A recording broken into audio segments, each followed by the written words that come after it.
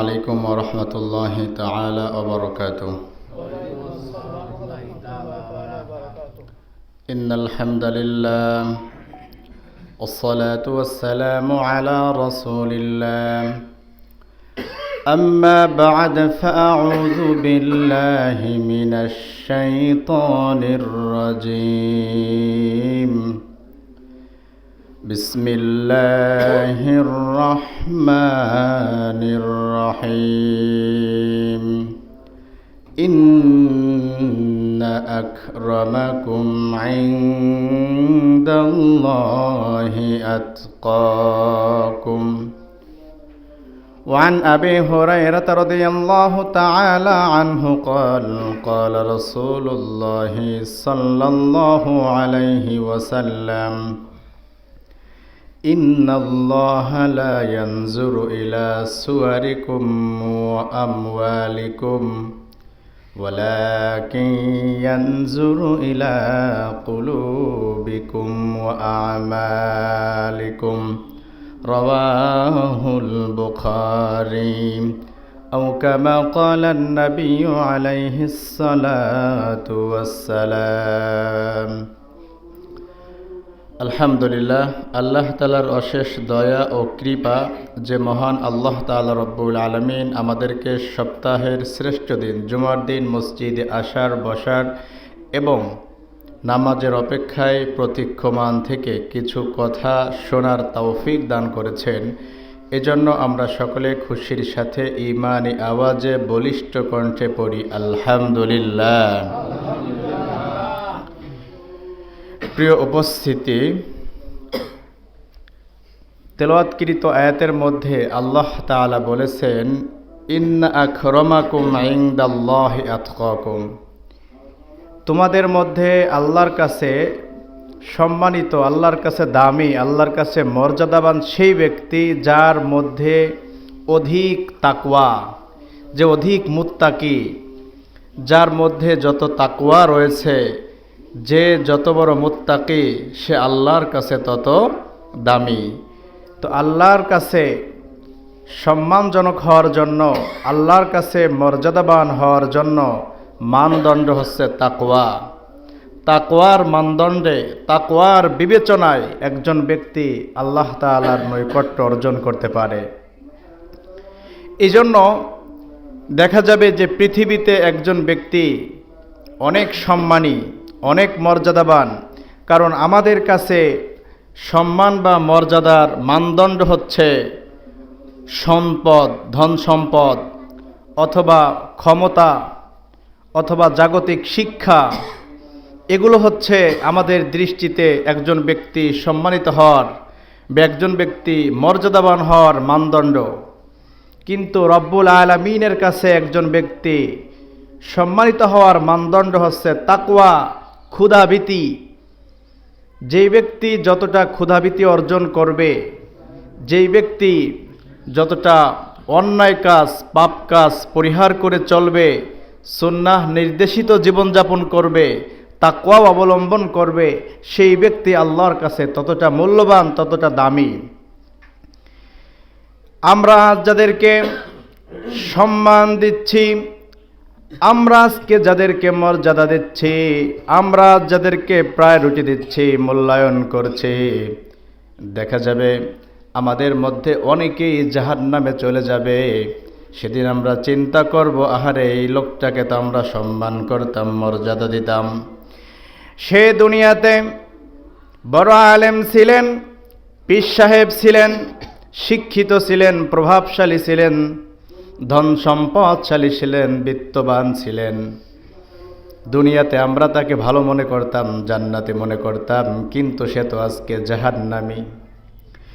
আবার দেখা যাবে একজন কুলি, একজন দিনমজুরি, একজন রিক্সা চালক, যাকে দুনিয়াতে কেউ মূল্যায়ন করে না, যাকে দুনিয়াতে কেউ মর্যাদা দেয় না, দুনিয়াতে কেউ সম্মান দেয় না, কোথাও তাকে কেউ প্রায়োরিটি দেয় না, কিন্তু বিচার দিবসে দেখা যাবে এই লোকটা আল্লাহর কাছে দামি, এই লোকটা আল্লাহর তৈরি জান্নাতে চলে যাচ্ছে। এই জন্য আপনার সফলতা তো তখন আসবে যখন আপনার মধ্যে আপনি তাকওয়া অবলম্বন করতে পারবেন, তাকওয়ার পরিপ্রেক্ষিতে তাকওয়ার মাধ্যমে যখন আপনি আল্লাহর কাছে দামি হতে পারবেন, আল্লাহর কাছে সম্মানিত হতে পারবেন, এটাই হচ্ছে আপনার প্রকৃত সফলতা। এই জন্য সদর সাহেব মাওলানা শামসুল হক ফরিদপুরি রহমাতুল্লাহ আলাইহি বলেছেন, সারা পৃথিবী আমার বিপক্ষে চলে যাক, আমার রব্বুল আলামিন যদি আমার পক্ষে থাকেন এটাই আমার সফলতা। আর সারা পৃথিবী যদি আমার পক্ষে থাকে, সকলেই আমাকে মূল্যায়ন করে, আমাকে দাম দেয়, আমাকে মর্যাদা দেয়, কিন্তু রব্বুল আলামিন যদি আমাকে মূল্যায়ন না করেন, বিচার দিবসে আমাকে ক্ষমা না করে দেন, সেটা হচ্ছে আমার বিফলতা। এই সম্মান এবং মর্যাদা বিন্দু পরিমাণ কিয়ামতের ময়দানে আমার কোনো কাজে আসবে না। এই জন্য আমার অভিপ্রায় থাকবে, আমার চেষ্টা থাকবে, সর্বপ্রথম টার্গেট থাকবে রব্বুল আলামিনকে আমি সন্তুষ্টি করব, আমি তার সন্তুষ্টে কাজ করব, তাকে খুশি করার জন্য কাজ করব। কারণ রব্বুল আলামিন যদি আমার সন্তুষ্টি থাকেন, তিনি যদি আমার প্রতি রাজি থাকেন, তাহলে দুনিয়ার সকল বিপক্ষ, দুনিয়ার সকল নারাজ কিয়ামতের দিন আমার কোনো ক্ষতি করতে পারবে না।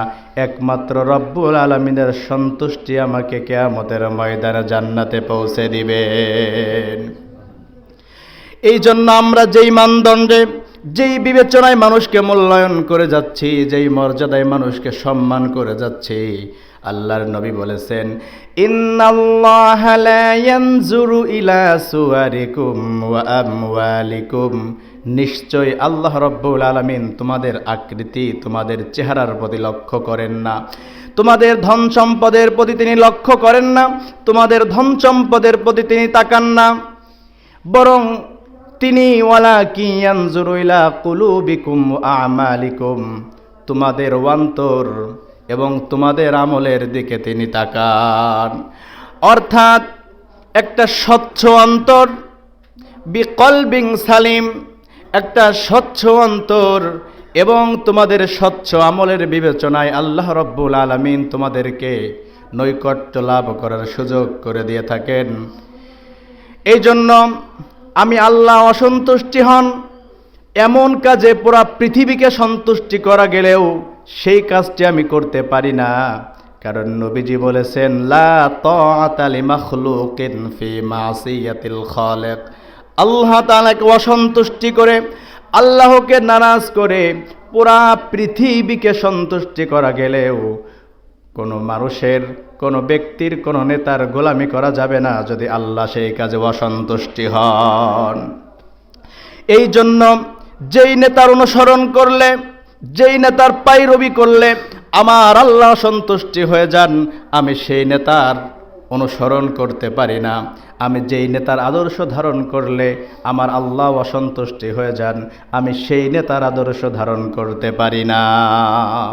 কারণ আমি তো আল্লাহর বান্দা, আমাকে তো আল্লাহকে সন্তুষ্টি করতে হবে, আমাকে আল্লাহকে রাজি করতে হবে।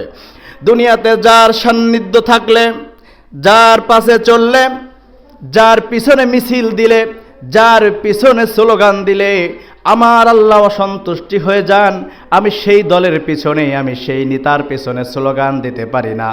আমি তো স্লোগান দেব সেই নেতার পিছনে, আমি তো ঘুরব সেই নেতার পিছনে যেই নেতার মধ্যে মুহাম্মদুর রাসূলুল্লাহর চরিত্র রয়েছে, যেই নেতার মধ্যে ইসলামের আদর্শ রয়েছে, যেই নেতার অনুসরণ করলে, যেই নেতার অনুকরণ করলে, যেই নেতার পিছনে জীবনটা পর্যন্ত দিয়ে দিলে, জীবনটা দিয়ে দেওয়া হয় ইসলামের জন্য, আমি তো সেই নেতার পিছনেই থাকব।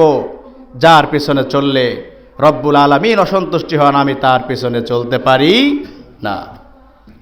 এই জন্য সাহাবীদের মধ্যে দেখা গিয়েছে তারা পুরাটা পৃথিবী অসন্তুষ্টি হয়েছে, মা অসন্তুষ্টি হয়েছে, বাবা অসন্তুষ্টি হয়েছে, নেতা অসন্তুষ্টি হয়েছে, সব অসন্তুষ্টি হোক, আমার আল্লাহ যেন সন্তুষ্টি হন, সেই মর্মে তারা কাজ করে গিয়েছেন। একজন সাহাবীর নাম বলি, আব্দুল্লাহ যুল বাজদাইন রাদিয়াল্লাহু আনহু। একজন ধনাঢ্য ব্যক্তি, তার বাপ চাচারা ছিলেন ধনাঢ্য বড় বড় ব্যবসায়ী।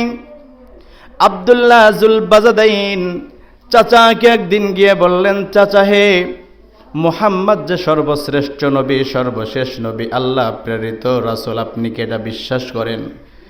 চাচা বলেন, হলেও হতে পারে। আব্দুল্লাহ জুলবাজাদাইন বলেন, এই যে কেমন কথা হলেও হতে পারে? আপনি কি ইয়াকিনান দৃঢ়ভাবে বিশ্বাস করেন না? চাচা বললেন, না, আমি বিশ্বাস করি না। আব্দুল্লাহ জুলবাজাদাইন বললেন, চাচা, আমি এতদিন অপেক্ষায় ছিলাম যে আপনি নবীকে রসুল বলে স্বীকৃতি দিবেন আর আল্লাহকে শিরিক মুক্ত, আল্লাহর প্রতি ঈমান আনবেন, আপনার সাথে আমিও ইসলাম গ্রহণ করব। কিন্তু দেখলাম আপনিও এখনো শিরকে নিমজ্জিত আছেন, সুতরাং আমি আর আপনার সাথে থাকতে চাচ্ছি না। চাচা, আমি ইসলাম গ্রহণ করব। নবীজির দরবারে চলে গেলেন, গিয়ে বললেন, ইয়া রাসূলুল্লাহ, ইয়া হাবিবাল্লাহ, আমার চাচা একজন বড় ধনাঢ্য ব্যবসায়ী, আমার বাবাও ধনী ব্যবসায়ী, আমি আপনার কাছে ইসলাম গ্রহণ করতে চাই। আমার নাম হচ্ছে আব্দুল উজ্জা।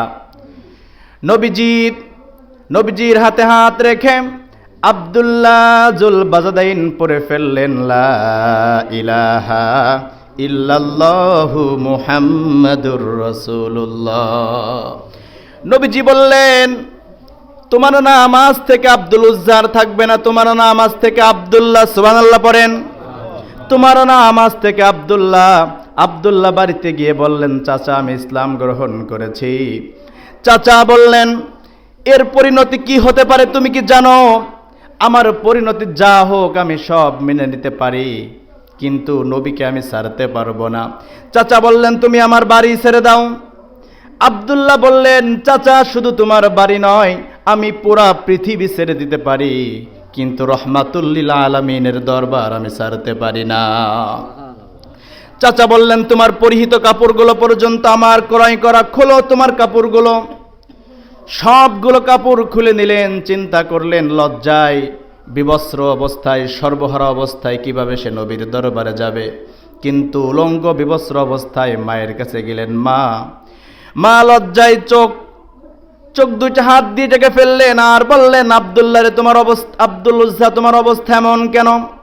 বললেন, মা, কোনো কথা বলতে চাচ্ছি না, শুধু একটা রিকোয়েস্ট, আমাকে একটা কাপড় দিবেন নাকি? মা ছোট্ট একটা কাপড় দিলেন। সংক্ষিপ্ত করে বলছি, ছোট্ট কাপড় পরে গভীর রজনীতে রহমাতুল লিল আলামিনের হুজরা মুবারকের সামনে দাঁড়িয়ে আছে।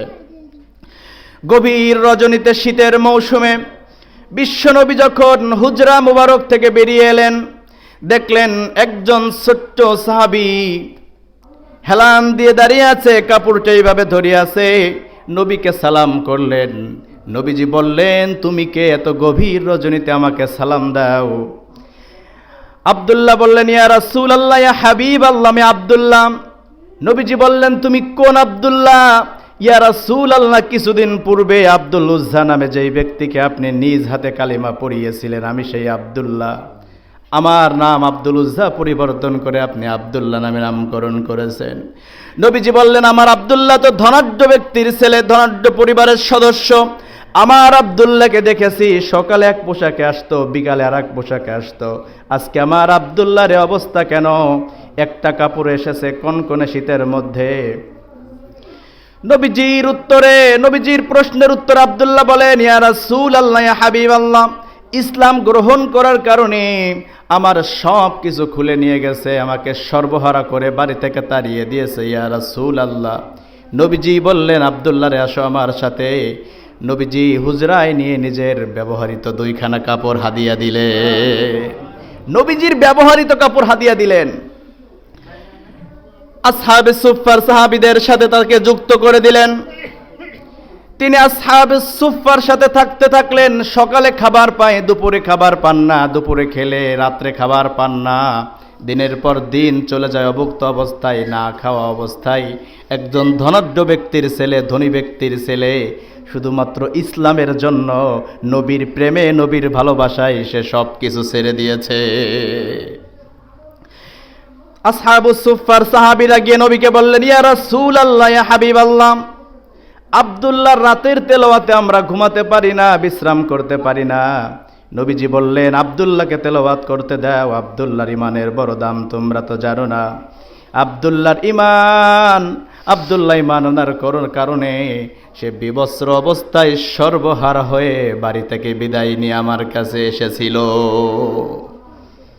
সব শেষ, বাবা অসন্তুষ্টি, মা অসন্তুষ্টি, চাচা অসন্তুষ্টি, দল অসন্তুষ্টি, নেতা অসন্তুষ্টি, ধন সম্পদ ছাড়তে হয়েছে, সব ছেড়ে চলে এসেছে ইসলামে। সুবহানাল্লাহ বলেন।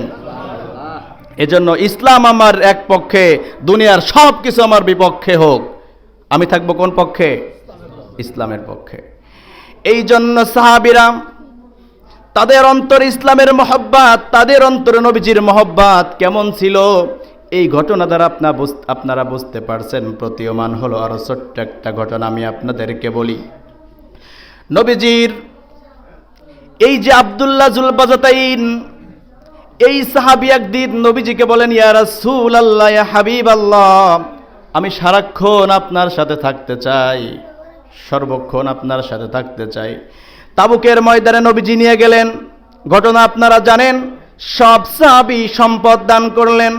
আবু বকর বাড়ি থেকে সামান্য কিছু জিনিস দান করলেন। তাবুকের যুদ্ধে ইতিহাস জানেন।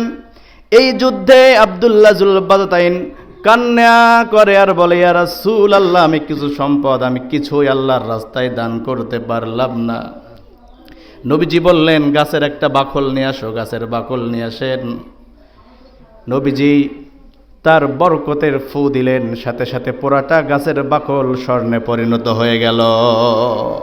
দান করে দিলেন নবীজির হাতে তাবুকের ময়দানে। নবীজি আব্দুল্লাহর হাতে হাত দিয়ে বললেন, আমার আব্দুল্লাহর জন্য হে আল্লাহ, কাফেরদের জন্য আমার আব্দুল্লাহর রক্ত হারাম করে দাও। আল্লাহ কবুল করলেন, কিন্তু আব্দুল্লাহর মনটা খারাপ হয়ে গেল। ইয়া রাসূলুল্লাহ, আমি আপনার মুখে শুনেছি শহীদ হলে তাদের মৃত্যুর কষ্ট হয় না, তাদের কবরে মুনকার নাকি কঠিনভাবে সওয়াল জবাব করেন না। নবীজি বললেন, আর আব্দুল্লাহ চুপ করো, তুমি যদি ঘরে বসে জ্বর হয়েও মারা যাও, আল্লাহ তাআলা তোমাকে শাহাদাতের মর্যাদা দান করবেন। সুবহানাল্লাহ বলেন। নবীজি 30,000 সৈন্য নিয়ে তাবুক প্রান্তরে চলে গেলেন। রোমানেরা 2 লক্ষ সৈন্য নিয়ে এসেছে। নবীজি এসেছেন, নিজে সেনা কমান্ডার, ভয়ে তারা পলায়ন করলো। যুদ্ধহীনভাবে বিজয় হয়ে গেল তাবুকের ময়দান। নবীজি 20 দিন সেখানে থাকলেন, ইসলাম প্রসার করলেন। কিন্তু দুঃখজনক হচ্ছে, ফেরার পথে হযরতে আব্দুল্লাহ 3 দিন যাবৎ জ্বরাক্রান্ত অবস্থায় সন্ধ্যার দিকে মৃত্যুবরণ করলেন। নবীজিকে বলা হলো, ইয়া রাসূলুল্লাহ, ইয়া হাবিবাল্লাহ, আব্দুল্লাহ দুনিয়াতে নাই। নবীজি বললেন, তাকে গোসল দাও, তাকে জানাজা দেব আমি নিজে। নবীজি নিজে জানাজা দিলেন, বললেন, কবর খনন করো। কবরের পাশে একটা লাইট নিয়ে দাঁড়িয়ে আছে, টিপ টিপ টিপ টিপ করে আলো জ্বলে। আর 2 জন ব্যক্তি আব্দুল্লাহর লাশ নিয়ে কবরের দিকে যাচ্ছেন। আর কবরের মধ্যে একজন ব্যক্তি দাঁড়িয়ে আছেন আর বলছেন, তোমরা যারা লাশ বহন করছো, তোমাদের ভাইয়ের সাথে ভালো আচরণ করো, যেন তোমাদের ভাইয়ের সাথে বিয়াদবি না হয়। লাশ যারা বহন করে নিয়ে যাচ্ছেন তারা হচ্ছেন হযরত আবু বকর, হযরত উমর। সুবহানাল্লাহ পড়েন। কবরের পাশে লাইট নিয়ে, আলো নিয়ে, মোমবাতি নিয়ে যে দাঁড়িয়ে আছেন, তিনি তো সাধারণ কোন সাহাবী না, জান্নাতের সুসংবাদ প্রাপ্ত সাহাবী হযরতে বিলাল। সুবহানাল্লাহ পড়েন। কবর থেকে যিনি বলছেন তোমাদের ভাইয়ের সাথে বিয়াদবি করো না, তিনি তো সাধারণ কোনো ব্যক্তি না, রহমাতুল লিল আলামিন। নবীজি আবু বকর উমরের কাছ থেকে লাশ নিয়ে কবরে রাখলেন। দাফন সমাপ্ত করে নবী আল্লাহকে হাত তুলে বললেন, আল্লাহ, আব্দুল্লাহকে রেখে গেলাম। রব্বুল আলামিন, আমি আব্দুল্লাহর প্রতি সন্তুষ্টি ছিলাম সন্ধ্যা পর্যন্ত, আমার কোল থেকে আপনার রহমতের কোলে আমি ফিরিয়ে দিলাম। আপনিও আমার আব্দুল্লাহর প্রতি সন্তুষ্টি হয়ে যান। সুবহানাল্লাহ বলবেন না? আব্দুল্লাহ ইবনে মাসউদ বলেন, হায়রে দুর্ভাগ্য, আজকে যদি আব্দুল্লাহ জুলবাজাদাইনের স্থানে আমি হতাম, নবীজির দোয়াটি পেতাম, সন্ধ্যা পর্যন্ত আমি তার উপর খুশি ছিলাম। আল্লাহ, আপনি তার উপর খুশি হয়ে যান। এর থেকে বড় চাওয়া, এর থেকে বড় পাওয়া আর কি হতে পারে? নবীজি বলেছেন, আমি তার উপর সন্তুষ্টি আছি, আল্লাহ আপনি সন্তুষ্টি হয়ে যান। দুনিয়ার সব ছেড়ে কিভাবে তারা ইসলামকে প্রাধান্য দিয়েছে, আর ছোট্ট একটা ঘটনা বলেই আমি আলোচনা দিতে চাচ্ছি। আরো একজন সাহাবী নাম হচ্ছে আব্দুল্লাহ আনসারী। ফরজ নামাজে আসেন, সবার পরে আসেন, সবার আগে সালাম ফিরিয়ে দৌড়তে চলে যান। নবীজি বললেন, এই সাহাবীকে আমি লক্ষ্য করেছি নিয়মিত সে সবার পরে নামাজে আসে, সবার আগে দৌড় দেয়। কাজটা ভালো না খারাপ? কাজটা ভালো না খারাপ? অবশ্যই খারাপ। সবার পরে আসে, সবার আগে দৌড় দেয় কেন? চলো তার বাড়িতে যাব। সাথে নিলেন আবু বকরকে, সাথে নিলেন ওমরকে, সাথে নিলেন উসমানকে। আব্দুল্লাহ আনসারীর বাড়িতে গিয়ে নবীজি নিজে সালাম দিলেন, আসসালামু আলাইকুম। উত্তর আসে না। নবীজি দ্বিতীয়বার সালাম দিলেন, আসসালামু আলাইকুম, কোনো উত্তর নাই। নবীজি তৃতীয়বার সালাম দিলেন, আসসালামু আলাইকুম, কোনো উত্তর এলো না। নবীজি মনে করলেন তারা বোধহয় ঘুমিয়ে আছে, ফিরে চলে আসলেন। কিছু সময় পর আব্দুল্লাহ ঘর থেকে বেরিয়ে এসে পিছন থেকে সালাম দেওয়া যায় না, তাই পায়ে শব্দ করেন। নবীজি যখন পিছনের দিকে তাকান, বলেন, আসসালাতু আসসালামু আলাইকা ইয়া রাসূলুল্লাহ। আপনি আমার বাড়িতে এসেছেন, ফিরে যাচ্ছেন কেন হুজুর? আমার বাড়িতে একটু আসেন। নবীজি আসলেন, বললেন, আব্দুল্লাহ রে, তুমি নিয়মিত সবার পরে মসজিদে যাও, সবার আগে ফরজ শেষ করে চলে আসো, কারণটা কি? কাজটা তো বড় খারাপ কাজ। আব্দুল্লাহ আনসারী বলেন, ইয়া রাসূলুল্লাহ, ইয়া হাবিবাল্লাহ, ওই যে দেখেন আমার ঘরের ভিতরে একটা গর্ত রয়েছে, ওইখানে আমার স্ত্রী বসা আছে, আমাদের দুইজনের মিলে একটা কাপড়। ইয়া রাসূলুল্লাহ, আমি যখন নামাজে যাই তখন আমার স্ত্রী এই গর্তের মধ্যে থাকেন, আর আমি যদি দেরি করি নামাজের ওয়াক্ত চলে যেতে পারে, এই জন্য দ্রুত সালাম ফিরিয়ে চলে আসি। আমার কাপড়টা স্ত্রীকে দিয়ে আমি আবার গর্তের মধ্যে যাই, এই কাপড় পরে আমার স্ত্রী নামাজ আদায় করে। এজন্য আপনি যখন এসেছেন তখন আমার স্ত্রী নামাজ আদায় করতেছিলেন, আর আমি ওই গর্তের মধ্যে ছিলাম। আমি বিবস্ত্র অবস্থায় কি করে আপনার সালামের উত্তর দিব? এজন্য উত্তর দেই নাই। দেখা যাচ্ছে ঘরের একপাশে গুনগুন গুনগুন করে কান্নার আওয়াজ আসে। ওমর গিয়ে দেখলেন ছোট্ট দুইটা বাচ্চা, তাদেরকে লোহার শিকলবদ্ধ করে দেওয়া হয়েছে, তারা কান্না করছে। ওমর বললেন, ভাই আব্দুল্লাহ আনসারী, তুমি এই ছোট্ট দুইটা বাচ্চাকে এত কষ্ট দিচ্ছ কেন? তাদেরকে শিকলবদ্ধ করে রাখছো কেন?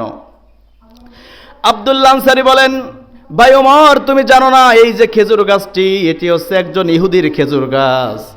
এই খেজুর গাছের পাকা খেজুরগুলি যখন টপ টপ টপ টপ করে পড়ে, আমি আমার বাচ্চাদেরকে, ছোট্ট বাচ্চা তো নিষেধ করলে ওরা মানে না, দৌড়ে গিয়ে খেজুর খাই, আর ওই ইহুদি এসে আমার সাথে ভেজাল করে। সেটাও মূল নয়, মূল হলো বিচার দিবসে আল্লাহ যদি আমাকে বিচারের কাঠগড়ায় দাঁড় করে, আমি তখন কি উত্তর দিব? এজন্য ওদেরকে শিকলবদ্ধ করে রেখেছি।